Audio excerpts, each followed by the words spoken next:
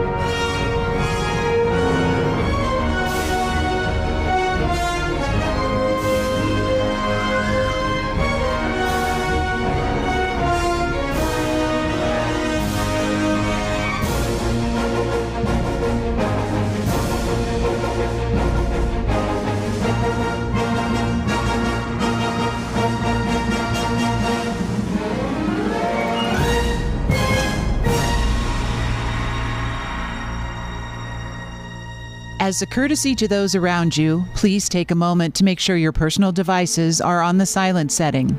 Thank you.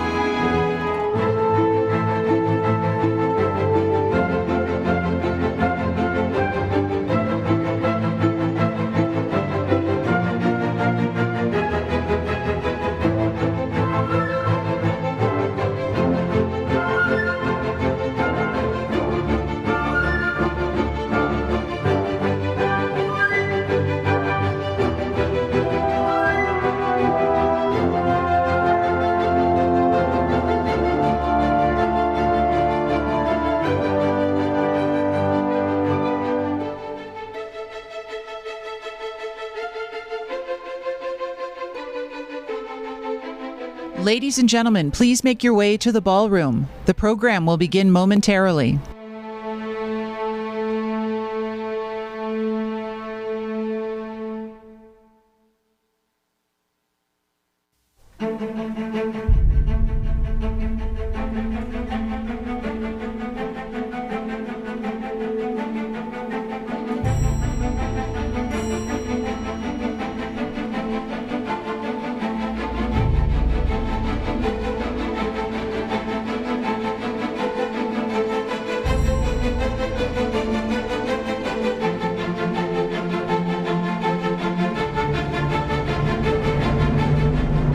Gentlemen, please be seated. Ladies and gentlemen, please take your seats.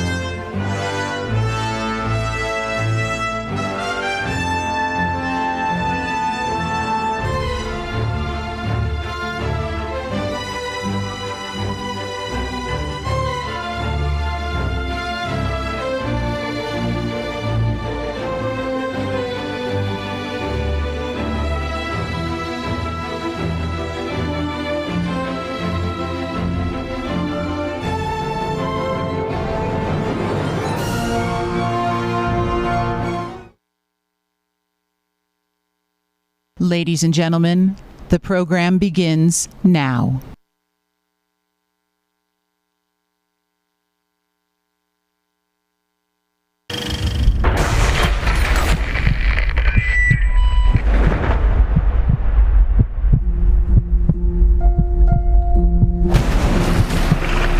What's your name? McCain. always offered me a chance to go home early for propaganda purposes because my father was a high-ranking admiral. The Code of Conduct says that people will go home by order of capture. There was a guy named Everett Alvarez who'd been there 3 years before me. At the Naval Academy, we had an honor code. And I wish that every American could be indoctrinated with an honor code. We had to trust each other because we went into combat together. And if you lied, then they couldn't trust you. And then people suffer, sometimes even with their lives. We will not waterboard. We will not torture.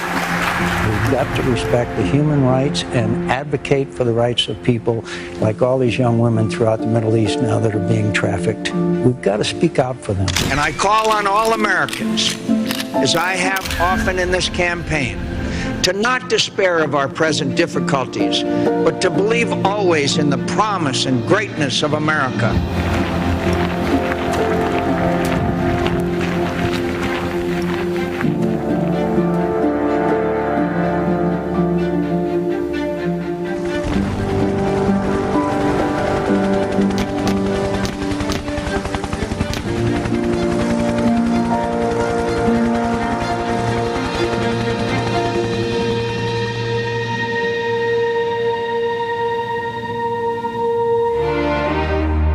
These missions in Afghanistan, they are really hard. Some people say that the women can't do the same thing that we men can, but I think they can everything, maybe better than men.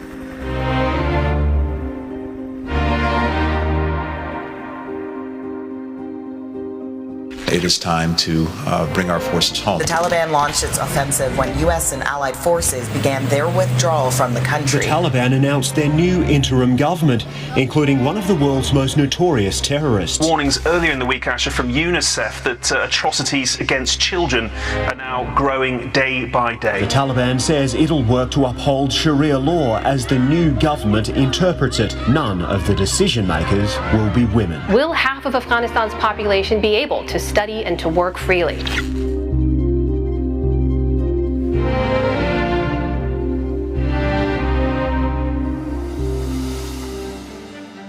Someday I will come back. That's my plan, to come back and help my country, my people. It will happen.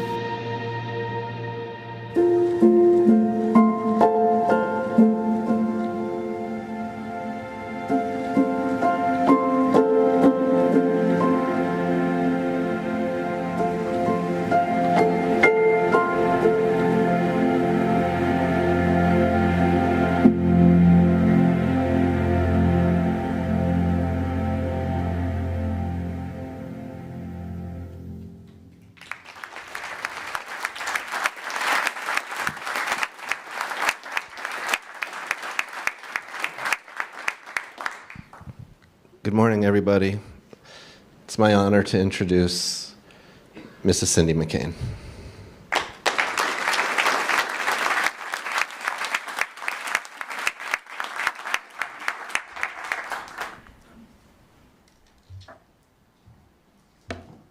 Good morning, everyone. This is a special morning again because we have the opportunity to celebrate a group of people that represent the ideals that my husband stood for as well. Peter, thank you for the kind introduction and for all that you do for the Halifax Forum. And thank all of you for the warm reception that you've given me. As advertised, we meet in Halifax for the cause of freedom, and that was just the great cause of my husband's life. He was an American patriot, of course, who believed we have a moral obligation to put country before party or self. But he believed the service and sacrifice he gave to his country weren't solely for the security of Americans, but for our allies as well. And also for the global advancement of the ideals that define us: freedom, equal justice, respect for the dignity of all human beings, wherever they reside, whatever their histories and circumstances. Those are the values that define America and our allies, and should be the ultimate goals of our statecraft as we grapple with the myriad of threats and challenges to the liberal international order that we built and protected. No group of people in the world made greater sacrifices for freedom than the people in Afghanistan, who genuinely believed in and fought for a future where human dignity would triumph over the oppression of the past. The tragic return of the Taliban rule does not diminish the sacrifices made by so many Afghans for their freedom, nor should it lessen our admiration for and our solidarity with them. We are united in a kinship of ideals, apostles of freedom, who believe liberty and a just rule of law are worth the sacrifices made to secure them. This morning, we are privileged to recognize the service and sacrifices made for the ideals that are our shared cause by a particular group of Afghans, the Afghan Female Tactical Platoon, or FTP, and the elite team of highly effective special operators who brave great dangers and then the entrenched prejudices of the society to make their contribution and to stake their claim for freedom. The FTP may be small in numbers, little more than 40 women at their peak, but they were great in heart. And as such, unsurprisingly, they were targets for reprisals by the Taliban, as you can imagine, who lack all respect for any kind of equal dignity for women, and fear that their example could help keep the hope for freedom alive in the hearts of Afghanistan. My husband believed that all people deserved to be free and that wanted to be free. Not all recognize the yearning to be respected and to make your own choices are common to the human condition. Not all will sacrifice to secure that respect for themselves and others, but many will, and he was in awe of every example of people struggling against the odds to defend their common humanity. He would be honored this morning that the fourth recipient of this award named for him the John McCain Prize for Leadership and Public Service are the brave freedom fighters, the Afghan Female Tactical Platoon. Thank you. Video. Is that pretty?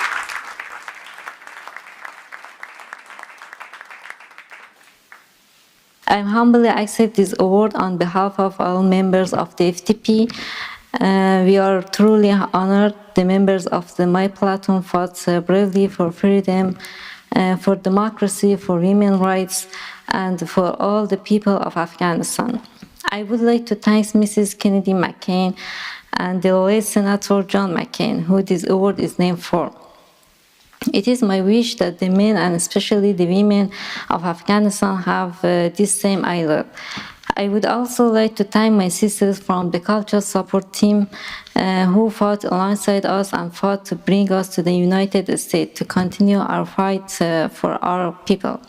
Afghanistan history has always been marked by war and difficult conflicts. My family, every family in Afghanistan has lost someone to war. Conditions in Afghanistan improved significantly since 2001, when Afghan and foreign troops drew out the Taliban regime. The formation of a new political system provided a ground for the presence of democracy. The path to freedom, democracy, equality, human rights, and justice is the integration of all ethnic groups in Afghanistan with a voice for everyone. Most importantly, the significant participation of women in Afghanistan. Women are half of the educator of any society. Besides being the builder of society, they raise children and raise the future leaders. I believe that women are the messengers of peace and offer peace to both family and society. The Taliban have barred all women from education and from many vital jobs in the workplace. Women such as those in female tactical platoon played a valuable role in the military. The FTPs fight proudly side by side with both local and foreign troops. They defied pressures placed on them for a large part of Afghan society and served their country, placing the needs of others before themselves. They were the strong arm of combat team with abilities and success on the battlefield that cannot be denied. After the fall of Afghanistan, it feels as though all of the accomplishments of past 2 decades have been lost in the Taliban-dominated society. Women are locked up at home, either unable or too afraid to leave. Religious minorities have been ignored and are fleeing the country. The Hazaran people are being forced from their lands, while also being targeted and killed in a continuous genocide. The Tajik are being slaughtered under the pretext of being Panjshiri. Pashtun tribes are being melted away under the religious extremism of Taliban, their children falling victim to Taliban demands. The Hurek commandos, Qate Khas or KK, ARU, and others who fought so bravely to defend their country from religious extremisms are being hunted every day. Every day I receive pictures of more of my peers who have been tortured and executed for their fight for freedom, for the basic human rights and human dignity, and of course for the fight for the security of the world. And the many terrible things happening. If you want to help Afghanistan, please stand up for the education of women, for the rights of women to work, for women to have a voice the future of Afghanistan, and for women to bring peace to our country. Stand alongside us and call for democracy, for basic human rights, for the freedom of the ethnicity in Afghanistan. Though our platoon has been disbanded, our mission is not over yet. We will continue to strive for peace for Afghanistan, and we hope that the world will stand alongside us as we continue this fight. Thank you so much.